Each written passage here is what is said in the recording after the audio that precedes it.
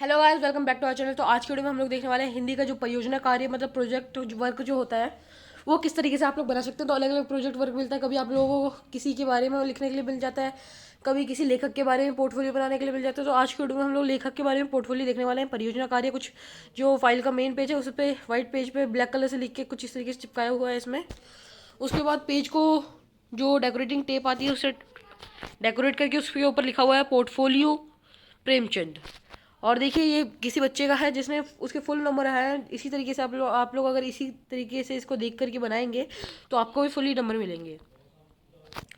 तो जो first page आएगा उसके अंदर आप लोगों को इस तरीके से लिख देना है। अगर पोर्टफोलियो है तो पोर्टफोलियो और किसके बारे में वो लिख देना, फिर आपका नाम और कक्षा थोड़ा बड़ा बड़ा लिख करके लिख देना है। उसके बाद इंडेक्स आ जाएगा। इंडेक्स में आप लोगों को जितनी भी चीज़ें जो जो आप लोगों ने साथ में अटैच किया पेज नंबर के साथ लिखते जाना है। जैसे यहाँ पे लिखा हुआ है पेज नंबर के साथ 1 2 3 5 6 वो सब। इंडेक्स के बाद आप लोगों को स्व परिचय लिखना है। स्व परिचय ये पहला मेन पेज होगा हमारा, क्योंकि अभी तक तो हम लोग इंट्रोडक्शन और वो सभी करते आए हैं। तो स्व परिचय मतलब खुद का परिचय देना है आप लोगों को कि बायोडाटा बताना है आपका।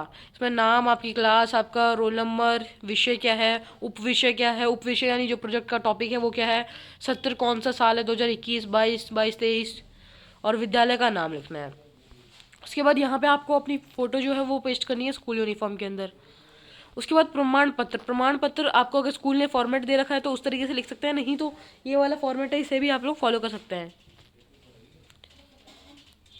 मैं यहाँ पे आप लोग स्क्रीनशॉट ले सकते हैं इसका या पॉज करके लिख सकते हैं जल्दी जल्दी से रफ कॉपी में, जिससे आप लोग जब प्रोजेक्ट बनाएंगे तो आपकी मदद हो जाएगी इसके अंदर। उसके नीचे ये प्रधान अध्यापक का हस्ताक्षर और परियोजना निर्देशक का हस्ताक्षर मतलब उनके सिग्नेचर के लिए आपको यहाँ पे जगह छोड़ देनी है। फिर जीवन परिचय चालू हो जाता है हमारे प्रेमचंद जी का जीवन परिचय। तो यहाँ पे उनकी एक फ़ोटो लगाई हुई है, कलर फोटो है ये। उसके नीचे प्रेमचंद लिखा हुआ है, उनका नाम लिखा हुआ है, फिर उसके उनके जन्म के बारे में बताया हुआ है। अगर आपको प्रेमचंद जी के ही जन्म के बारे में मतलब प्रेमचंद का ही पोर्टफोलियो बनाना है प्रेमचंद जी का, तो आप लोग ये सारी चीज़ों को भी लिख सकते हैं। तो उनके जन्म के बारे में सबसे पहले यहाँ पे बताया हुआ है, आप लोग लिख सकते हैं। उसके बाद उनकी शैक्षिक योग्यता मतलब उन्होंने क्या क्या पढ़ाई की है, क्या क्या पढ़ा है, वो सब लिखाना है यहाँ पे। तो यहाँ पे इस तरीके से आप लोग इसका स्क्रीनशॉट ले सकते हैं पॉज करके, नहीं तो साथ साथ में भी आप लोग लिख सकते हैं इसको। फिर यहाँ पे सेकंड पैराग्राफ आ जाता है उनके कॉलेज और उनके बारे में। फिर उसके बाद है हमारे पास उनकी कृतियाँ, मतलब उन्होंने क्या क्या लिखा है, उनके उपन्यास। ये सारे उनके उपन्यास हैं जो कि प्रेमचंद जी के द्वारा लिखे गए हैं। उसके बाद कहानी संग्रह, इतनी सारी कहानियाँ प्रेमचंद जी ने लिखी हैं जो कि मुख्य हैं। सारी कहानियाँ यहाँ पे नहीं बताई गई हैं, जो भी मुख्य लिखी है उन्होंने वो बताई गई है। फिर यहाँ पे अनुवाद हैं, जो अनुवाद प्रेमचंद जी के द्वारा किए गए थे। उसके बाद यहाँ पे बाल साहित्य है, मतलब जो बच्चों के लिए कहानियाँ लिखी गई थी प्रेमचंद जी के द्वारा। फिर अगला टॉपिक है हमारे पास जीवनियाँ, मतलब जो जो जीवनियाँ उन्होंने लिखी है। महात्मा शेख सादी के बारे में लिखी थी उन्होंने, उनकी जीवनी लिखी थी तो वो भी है। और उन्नोपरांत बने संग्रह, मतलब जो संग्रह में बने हुए हैं वो उनके बारे में भी यहाँ पे बताया गया है। फिर प्रेमचंद जी की कथाओं पर आधारित फिल्में, ये सारी फिल्में जो हैं वो प्रेमचंद जी ने जो कथाएं लिखी थी, उनकी उन्होंने जो कथा लिखी थी उसके ऊपर पिक्चरें बनाई गई हैं, मतलब फिल्म बनाई गई है, वो इतनी सारी थी। उसके बाद है हमारे पास नेक्स्ट टॉपिक सम्मान व उपलब्धियाँ। क्या क्या सम्मान और क्या क्या उपलब्धियाँ उन्हें मिली गई हैं, तो आप लोग लिख सकते हैं इन्हें। और देखिए छोटा सा पोर्शन था इसलिए मैंने नीचे उनकी प्रेमचंद की फ़ोटो बनाने का ट्राई किया है। तो देखिए अच्छे से बनाई गई है ये फ़ोटो। अगर जहाँ पे जगह बचे तो आप भी बना सकते हैं जिस भी के भी बारे में आप लोग लिख रहे हैं। फिर लेखन कार्य क्षेत्र, मतलब उनका जो लेखन कार्य क्षेत्र था वो कैसा था, तो इसको भी आप लोग लिख सकते हैं अच्छे से। मैं पॉज कर दे रहा हूँ, मतलब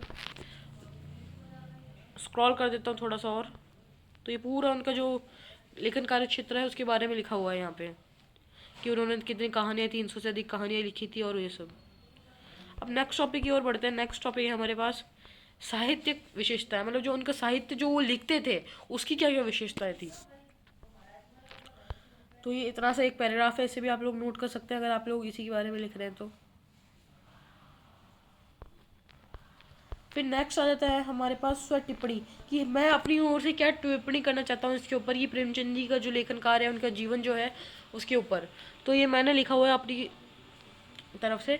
अगर आप लोग यही लिखना चाहते हैं, आप लोग यही सोचते हैं इसी तरीके से, तो आप लोग इसके भी लिख सकते हैं, नहीं तो आप लोग अपने हिसाब से लिख सकते हैं। तो देखिए यहाँ पे पूरा 2 पैराग्राफ, मतलब पैराग्राफ एक ही है लेकिन पहला वाला पोर्शन हो गया, अब दूसरा में देख लीजिए। अब लास्ट में आप लोगों को लिखना होता है आभार। मतलब आभार व्यक्त करना होता है जब पोर्टफोलियो या फिर कोई भी प्रोजेक्ट बना रहे होते हैं। तो इस तरीके से आपको अपना नाम, अपनी कक्षा, ये पीला वाला पोर्शन जो है वहाँ पे आप लोगों को सारी अपनी डिटेल्स लिखनी है, जहाँ पे येलो कलर से मार्क किया हुआ है। इस तरीके से है कुछ, और लास्ट में धन्यवाद लिख देना है। Thank you for watching this video. इस पूरी वीडियो को देखने के लिए धन्यवाद। आप लोग लाइक कीजिए वीडियो को, शेयर कीजिए अपने सभी दोस्तों के साथ, टीचर्स के साथ, फ्रेंड्स के साथ, और चैनल को सब्सक्राइब करना मत भूलिएगा।